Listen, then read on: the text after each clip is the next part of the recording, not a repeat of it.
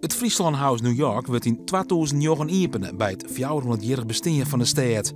14 Friese bedrijven broegen het als partner naar het Amerikaanse merk. De provincie had er de laatste 3 jaar goed €100.000 in stutsen, maar die subsidie houdt nou op. Het is goed dat je dat als oerheid met elkaar als belastingbetaler stimuleer je, dat je dat faciliteert, maar het moet net zo wezen dat ze altijd maar aan het infuus van de oerheid lezen. De meest verschillende bedrijven maken gebruik van het Friesland House. Van jachtontwerper Freepak, ingenieursbureau DFV en met ICT-bedrijf Snakeware.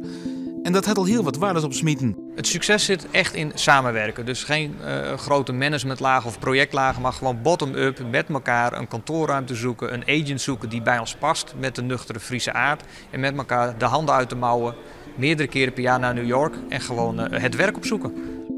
Ook Amsterdam en Riga hebben een Friesland House. Er wordt naaietocht oer een 4e vestiging, bij in China. Concrete plannen voor binnen de Liekels nog net.